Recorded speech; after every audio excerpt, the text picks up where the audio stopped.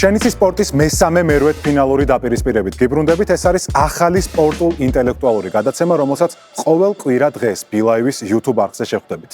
სეზონის განმავლობაში სპორტის ძალიან კარგად მცოდნე 16 ადამიანი ერთმანეთს 10,000 ლარის მოსაგებად შეეჯიბრება. ჩვენი წარმდგენია ბეთლაივი, მე კი ზაზა ვარ ამ გადაცემის წამყვანი და შეგვიძლია უკვე გადავინაცვლოთ დღევანდელი ეპიზოდის მონაწილეებთან. თუმცა იქამდე არ დაგავიწყეთ ჩვენი არხის გამოწერა. გამარჯობა ბიჭებო, პაატ. გამარჯობა. როგორ ხართ? როგორ გრძნობთ თავს? პაატ და შენგან დავიწყოთ. როგორი შემართებით ხარ? მოხარული ვარ პირველ რიგში და მადლობელი, რომ შანსი მეძლევა ამ თამაში მონაწილეობის, რა ვიცი, განწყობა ჩვეულებრივი დადებითი. ჩვენიერი, ჭუკი შენ რა გქონდა? ხო, პირველ რიგში მადლობა, მომიწვიეთ, ძალიან სასიამოვნოა ყოველთვის ამ დაგვარი თამაშების თამაში და ვეცდები, რომ მაქსიმალურად კარგად ვითამაშო და საინტერესო თამაში გამოვიდეს. წავედით მაშინ. პირველი რაუნდის წესები მოვისმინოთ. პირველი რაუნდი ფოტოდუელი. ამ რაუნდში ორივე მონაწილეს ეძლევა 90 წამი. მათი მიზანია ეკრანზე გამოსახული სპორტსმენების გამოცნობა, რომლის საშუალებაც რიგრიგობით ეძლევათ. სვლა იქამდე არ გადადის მეორე მოთამაშეზე, სანამ სწორი პასუხი არ დაფიქსირდება. იმ შემთხვევაში, თუ მოთამაშე ვერ გამოიცნობს ეკრანზე გამოსახულ სპორტსმენს, აუცილებელია თქვას სიტყვა შემდეგი, მაგრამ დაკარგავს საჯარიმო 3 წამს. რაუნდს იგებს ის, ვისაც მოწინააღმდეგეზე მეტი დრო დარჩება. მოვისმინეთ პირველი რაუნდის წესები, მეგობრებო, რამე შეკითხვა ხო არ გაქვთ? ერთ რამეს დაგიმატებთ მხოლოდ იმისთვის, რომ პასუხი ჩაითვალოს, აუცილებელია, რომ გვარი გვითხრათ სრულად. სახით ერთმანეთის პირისპირ დავდგეთ, თუ შეიძლება და ტრადიციული მეთოდით ჯეირანით გადავწყვიტოთ, ვინ დაიწყებს ამ რაუნდს. 3-მდე თუ 1-მდე? 1-მდე. 3-მდეა კლასიკა. არა, მაიცა. ჯეირანი. კი ბატონო. ატა იწყებს ამ რაუნდს, პატა. შენი მოწინააღმდეგის უკან მონიტორზე 5 წამიანი კაუნტდაუნი ჩაერთვება, ყურადღებით იყავი, პირველი სვლა შენზეა, წამზომი ჩაერთო.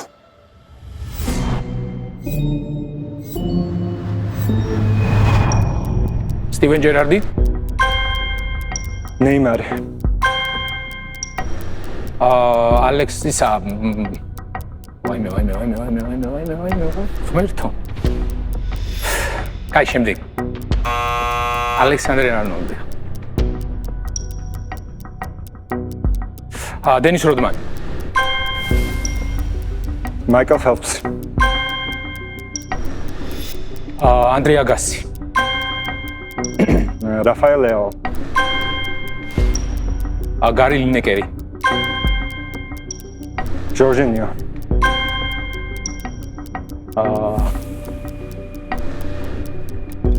ციციპასი? შემდეგი.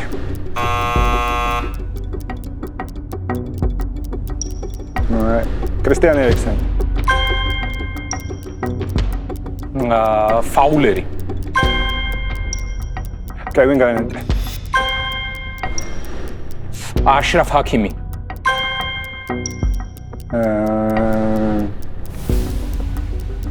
შემდეგი.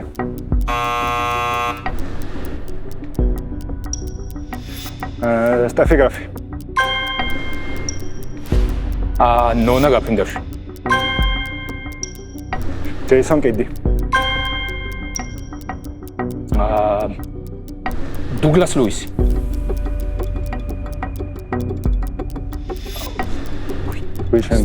შემდეგი.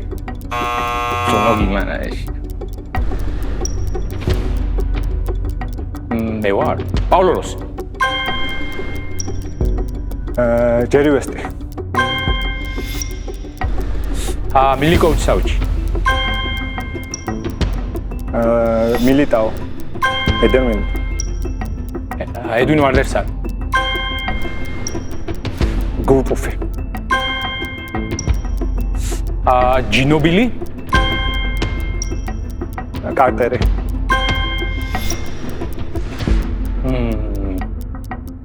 აუ მოჭადრა, ეტო, ვაიმე, შვედი.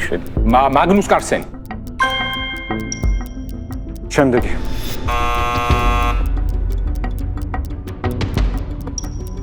რომარიო.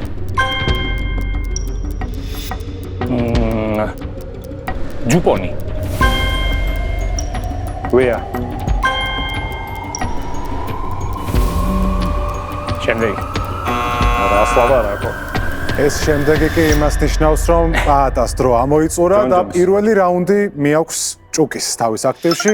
აბა მითხარით, ახლა პირველი რაუნდის ემოციები, როგორი იყო, რაზე გწდება გული, რა შეიძლებოდა რომ უკეთესი ყოფილიყო და თუ გახვედით შემდეგ სტადიაზე, იქ უკვე რა სტრატეგიით იქნებით? სტრატეგია, რა თქმა უნდა, ყველა ტურში სხვადასხვა იქნება ალბათ, მაგრამ მე გული დამწყვიტა აი ამ ტრენტ ალექსანდერ არნოლდმა, რომლის ორმაგმა გვარმა დამაბნია და ისევ მადრიდელი თუ გიზამს. თავისი ტრანსფერითაც დაგწყვეტ და გულზე უნდა მეთქვა ზუსტად, ხო? ჭუკი, შენ რა ვიცი, მე მგონი ძალიან მაგრა ითამაშე. არა, ხო, კარგად წავიდა პაატას, პროსტა არ გაუმართლა, რომ რაც ბევრი დრო დახარჯა რაღაცა ადამიანებზე, ვერ გაიხსენა და მე რაც არ ვიცოდი, ეგრევე გადავედი, ეგრევე შემდეგი იყო შემდეგზე და მაგითი მოვიგე, თორე თვითონ სპორტსმენები ვინც იყვნენ, მარტო ის ორი არ ვიცოდი, მე ვინც ამომივიდა, ნანახიც არ მყავდა არც ერთი ცხოვრებაში და სხვები ნუ მარტივად გამოვიცანი და კაი იყო. შვენიერ. საერთო ჩათვლაში ანგარიში გვაქვს 1-0, ჭუკი დაწინაურდა, შეგვიძლია გადავიდეთ უკვე მეორე რაუნდზე და მოვისმინოთ მეორე რაუნდის წესები. მეორე რაუნდი, მინი თამაშები, ტაქტიკური კვადრატი. თამაში 9 უჯრისგან შედგება. თითოეული მათგანი ჰორიზონტალურად და ვერტიკალურად სხვადასხვა მოცემულობით არის დაკავშირებული. მოთამაშეების მიზანია, რომ სწორი ტაქტიკითა და პასუხებით შეავსონ გრაფა ისე, რომ გაავლონ ჰორიზონტალური, ვერტიკალური ან დიაგონალური კვეთები. სასტარტო 11-ეული. რაუნდის ამ ნაწილში მონაწილეები ეკრანზე ხედავენ კონკრეტულ თამაშზე წარმოდგენილი ერთ-ერთი გუნდის ძირითად შემადგენლობას. თითოეული ფეხბურთელი სირთულის მიხედვით არის დაყოფილი.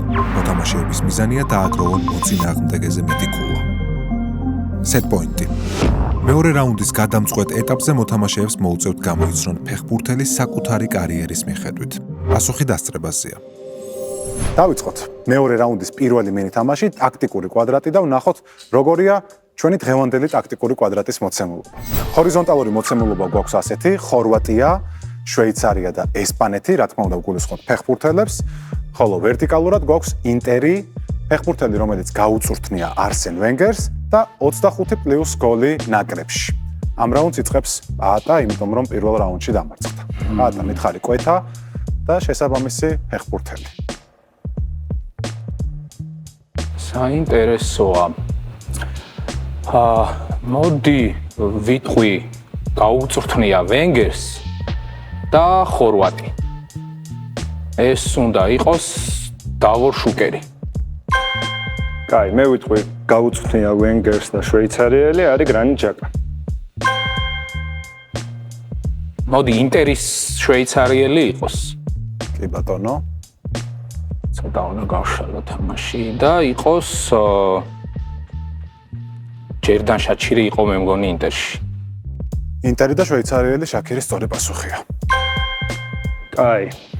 მე ვიტყვი ინტერი და ესპანელი არის მონტოია.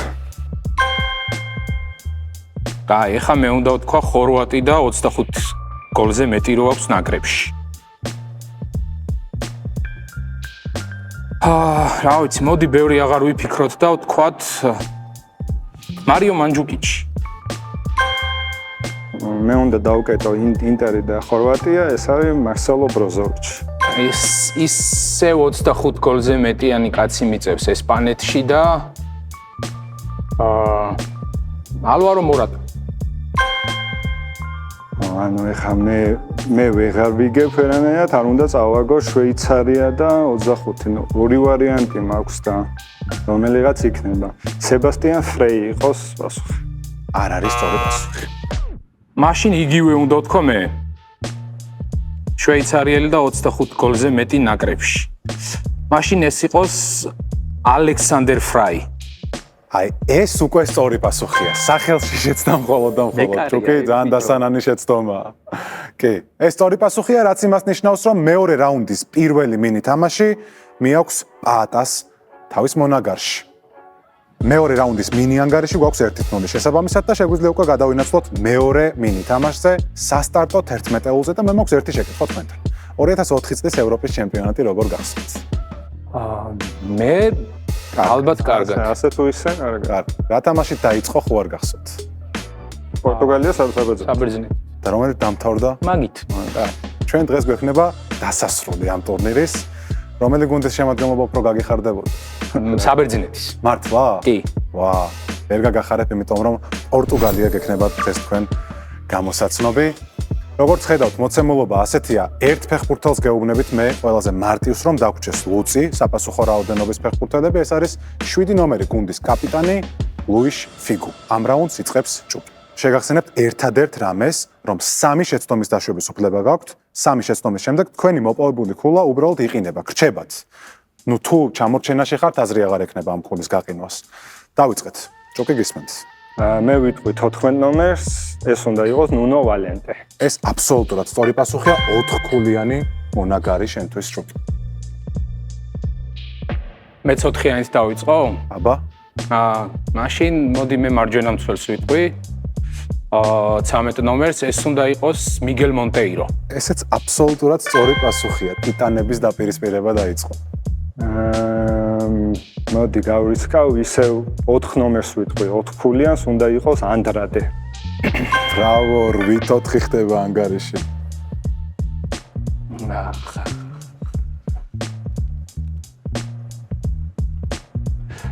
რადგან 4 ქულიანი აღარ არის თუ მეკარე? არა, მეკარე 1 ქულიანი. მეკარე 1 ქულა თუ გახსოვს, მიხვდები რატოც. ხო, თან ცნობილი იყო მაგევროზე ეგ მეკარე. მოდი 3 ქულიანს ვიტყვი. აბა, 18 ნომერი ეს უნდა იყოს მანიშე. ეს აბსოლუტურად სწორი პასუხია, 8-7 ხდება ანგარიში.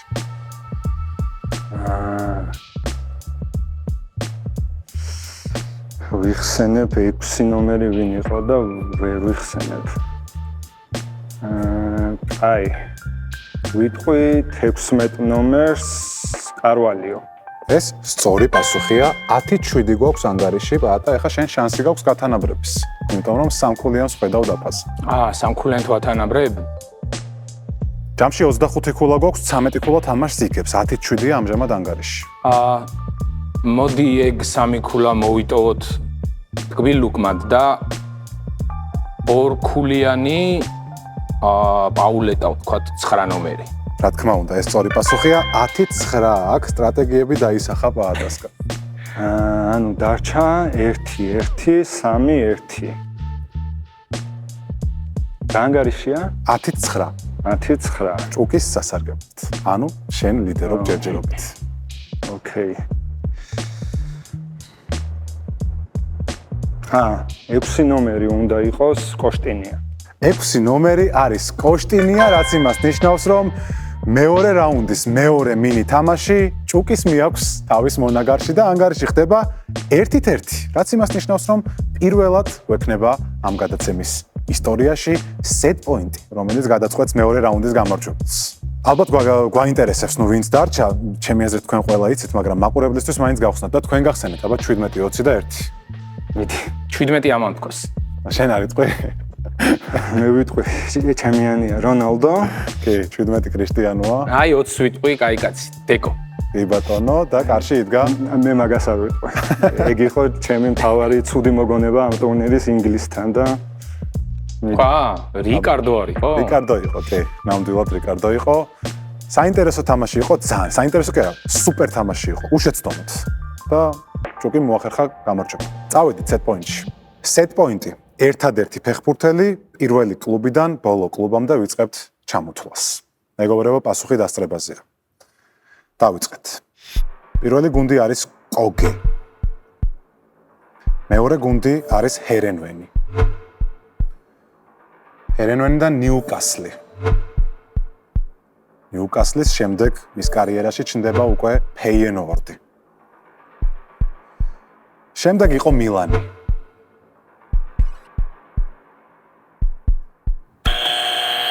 პატა იონდალ ტომასონი? ეს სწორი პასუხია, რაც იმას ნიშნავს, რომ მეორე რაუნდი პატა ჩახვაშვილს მიაქვს თავის აქტივში და საერთო ჩათვლაში ანგარიში გვაქვს 1-1. აბა როგორ მოგეწონათ ეს რაუნდი? სად მიხდი რომ ტომასონი იყო, თან დაეჭვდი, მაგრამ კოგე უნდა ყოფილიყო ან ნორვეგიული ან დანიური. და აი ფეინორდიდან მილანში გადასვლამ გახადა ნათელი. ხო, ანუ ის პირველი სამი არც ვიცოდი, მან თუ თამაშობდა. მილანის მერე მოდიოდა უკვე შტუტგარტი. ხო, შტუტგარტი და მე ალბათ ვილიარეალი. მერე ვილიარეალი და მერე ისევ ფეინორდი. ისევ დაბრუნდა კი. კარგი. წავედით ჩვენ ძალიან საინტერესო მესამე რაუნდში, რომელიც დიდი ალბათობით ამ ეპიზოდის გამარჯვებულს გამოვლოდენს თუ ფრედ არ დასრულდა. მესამე რაუნდის წესები. მესამე რაუნდი სპორტპედია. ამ რაუნდში მოცემულია 12 გრაფა, რომელიც 4 კატეგორიადაა დაყოფილი. თითოეული კატეგორია 3 სხვადასხვა სირთულის შეკითხვას მოიცავს. მოთამაშეები მონაცვლეობით პასუხობენ მათთვის მისაღებ შეკითხვებს. მონაწილის მიერ აღებული შეკითხვის ვერ გამოცნობის შემთხვევაში მოწინააღმდეგეს ეძლევა საშუალება მოიპაროს კითხვა. თუმცა თუ კი არასწორ პასუხს გასცემს, შესაბამისი ნომინალით გამინუსდება. მოთამაშეების მიზანია დააგროვონ რაც შეიძლება მეტი ქულა. ესეც ასე, მოვისმინეთ მესამე რაუნდის წესები, სანამ დავიწყებთ სპორტპედიას თამაშს, მანამდე კიდევ ერთხელ შეგახსენებთ, რომ ჩვენი წარმდგენია BetLive და თქვენ არავითარ შემთხვევაში არ უნდა დაგავიწყდეთ ჩვენი არხის გამოწერა. დღეისათვის ჩვენ თქვენ მოგიმზადეთ ასეთი კატეგორიები. M&M-ი, ფრინველები ლოგოზე, დეფისიანები და ფინალების მასპინძელი სტადიონები. ამ რაუნდს იწყებს მეორე რაუნდში დამარცხებული ჭუკი. მე მგონი კატეგორიები ყველაფერი გასაგებია, ხო? თუ მაინტერესებთ? ხო, მაინტერესებს. რა მომიტყვა? M&M-ი სახელი დაგვარია. დაგვარი ერთ და იგივე. ოკეი. სოფიერაზე იწყება. აი მე დავიწყებ მაშინ ფინალების მასპინძელი სტადიონებით 200. ფინალების მასპინძელი სტადიონები 200 ქულა. 1984 წლის ევროპის ჩემპიონატის ფინალი საფრანგეთმა პლატინისა და ბელონეს გოლებით მოიგო, რითაც სტადიონზე მისული 48,000-მდე გულშემატკივარი უზომოდ გაახარა. დაასახელეთ ქართველებისთვის კარგად ნაცნობი ეს სტადიონი. ეს სტადიონი უნდა იყოს მესტალია? არა, სამწუხაროდ არასწორი პასუხია, პაატა იპარავს. პირველი მოპარვა. საფრანგეთში ჩატარდა რამდენადაც მახსოვს. ესპანეთს. ეს ევრო და ეს უნდა იყოს პარიზის სტადიონი, სადაც ფინალი გაიმართა და ჩვენთვის კარგად ნაცნობი, იმიტომ რომ ხვიჩა თამაშობს. სტადიონის სახელი უნდა ვთქვა, ხო? აუცილებლად. ვახ. ესპანეთს. ეხა ორს ფიქრობ რა, ის თუ ეს. აბა -200 თუ +200.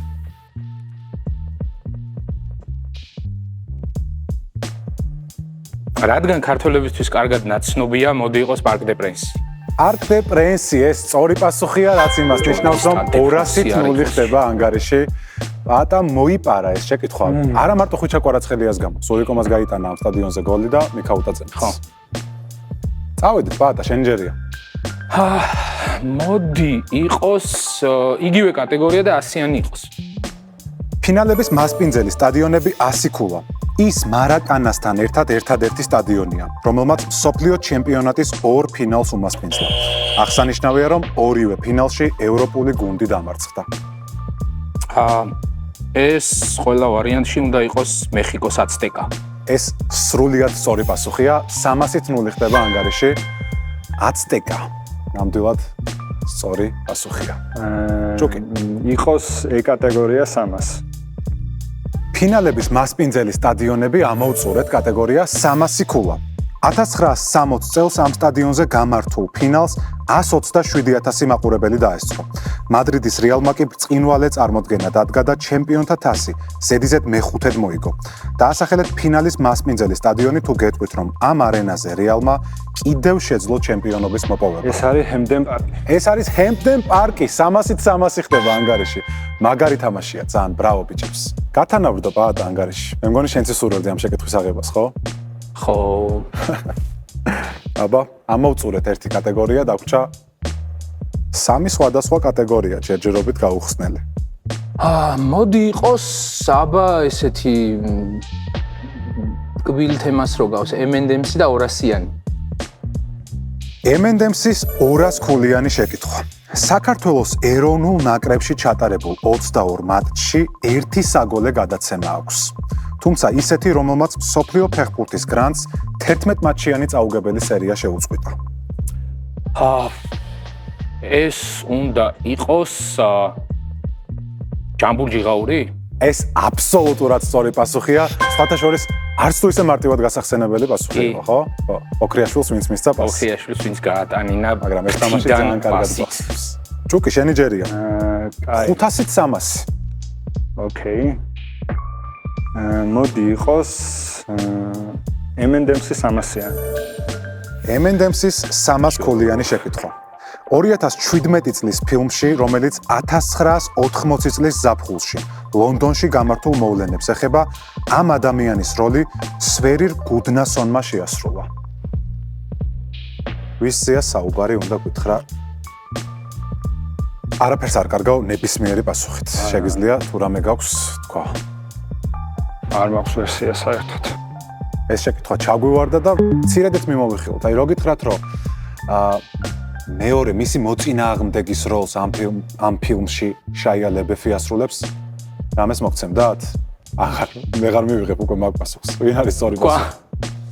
ბიონ ბორგი. რა თქმა უნდა, ბიონ ბორგი არის ამ შეკითხვის სწორი პასუხი. წავედით, პატა, შენი ჯერია.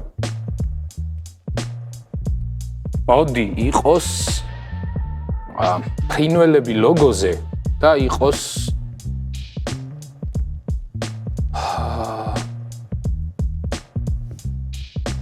ასიანი იყოს აბა. კომფორტული უპირატესობისთვის. ნახოთ. ფრინველები ლოგოზე 100 ქულა. ამ გუნდის ბოლო სიმღერა 2017-18 წლების სეზონი იყო, რადგან მას შემდეგ კლუბი ჩემპიონშიპში ასპარეზობს.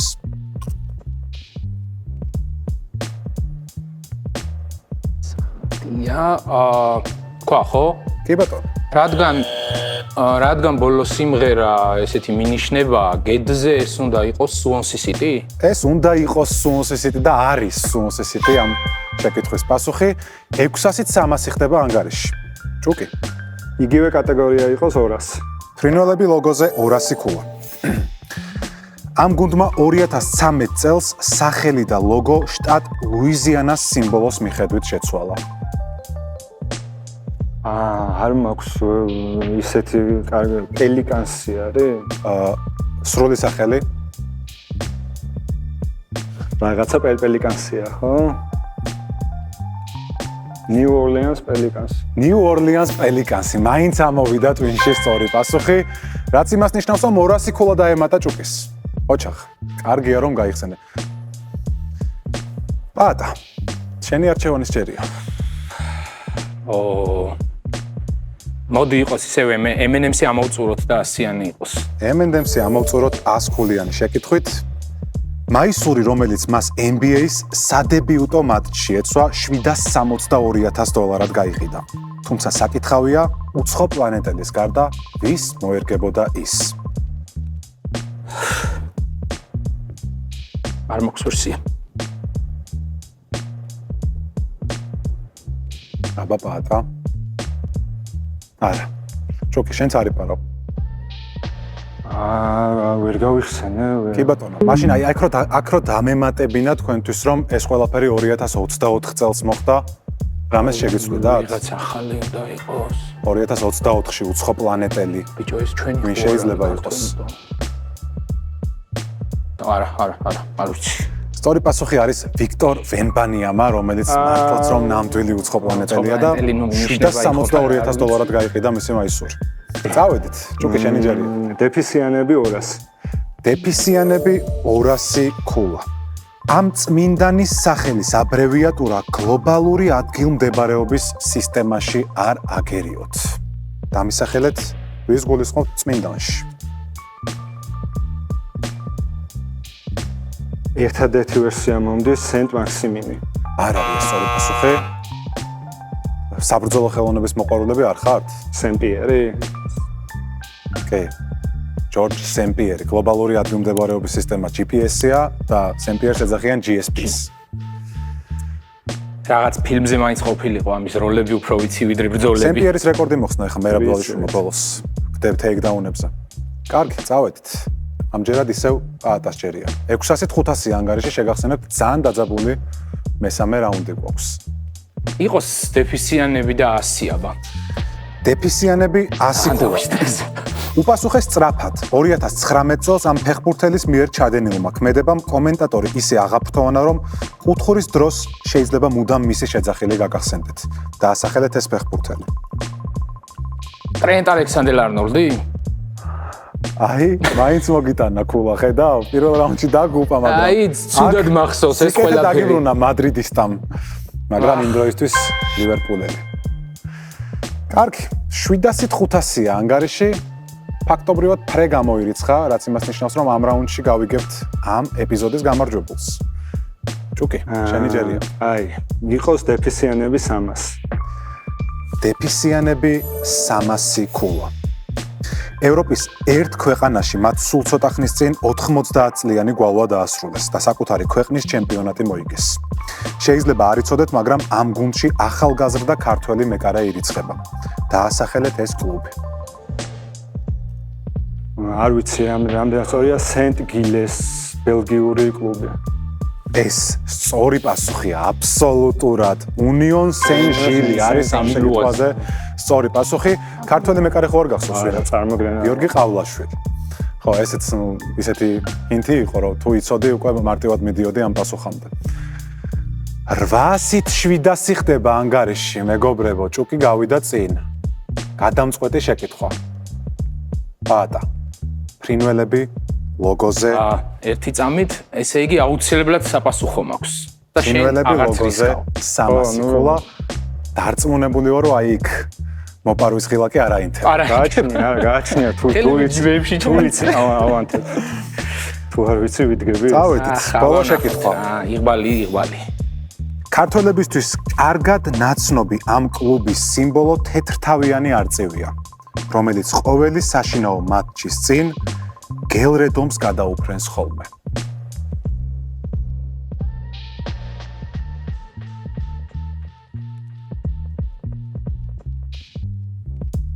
იცი.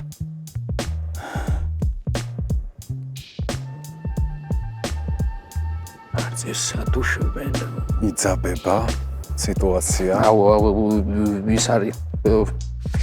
რამდენიმე წამი მინდა.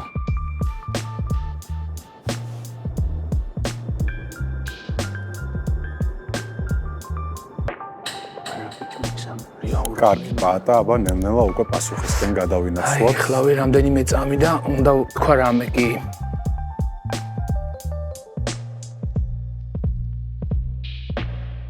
აუ, ბიჭო, ქართველი თამაშობს და რაღაცა მოგრძალებული კლუბი არც ისეთი ისა რა, მაგრამ რომელია ეხლა ვეღარ ვიხსენებია.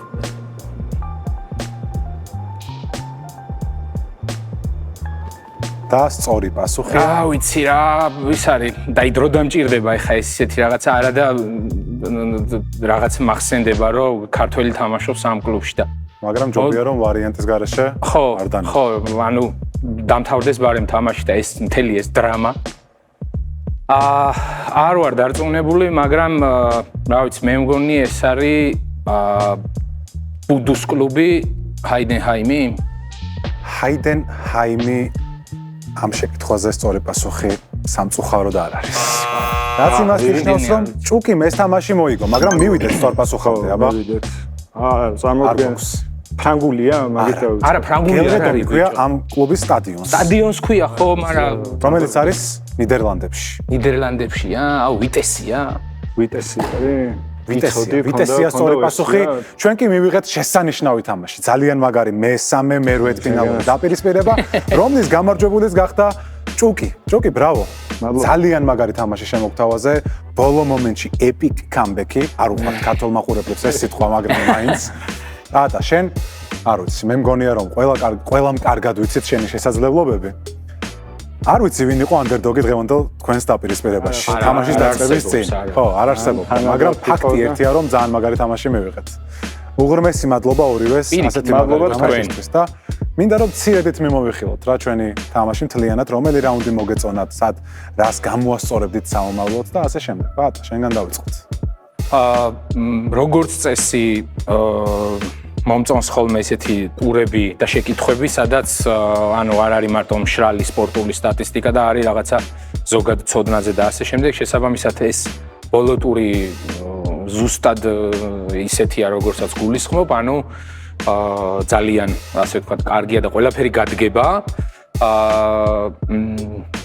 თვისებებიცაც ავლენ, იმიტომ რაღაცა სისწრაფე და სწრაფი აზროვნებაც ჭირდება, ამიტომ ბოლო ტური ალბათ ყველაზე კარგია, თუმცა აი ეს ვიზუალური ტურიც, რომელიც ესეთი მინი თამაშებისგან შედგება, ეგეც ძალიან კარგია.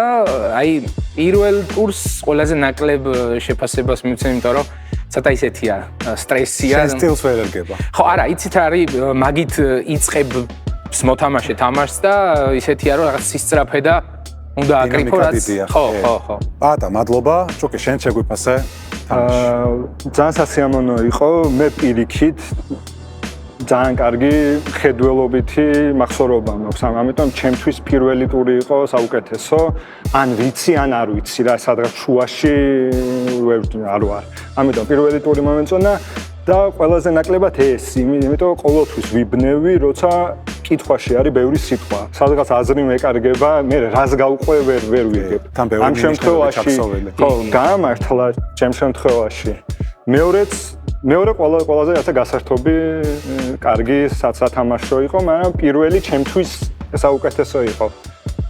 პატამ ძალიან კარგად ითამაშა, რაც ადრე შევხვდით, ჩემი აზრით, მე და პატამ ერთმანეთს ძალიან რომ მოეგო, სრულიად დამსახურებულად მოიგებდა, ამიტომ ამ შემთხვევაში ვერ გამოვყოფ, რომ მე უკეთ ვითამაშე, ანუ პატამისა ძალიან თანაბრად მიდიოდა ყველაფერი და მადლობა მოწვევისთვის და მადლობა თამაშისთვის.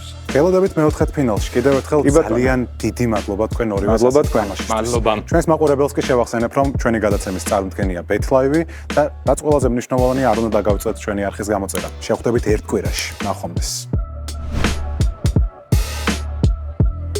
ბრავო. გერმანული არა, შენი კითხვაზე არის. ესა ბოლო ხო? ბიჭო, ეგრევე მივხვდი, რომ საფრანგეთი არის. იცოდი ბელგია?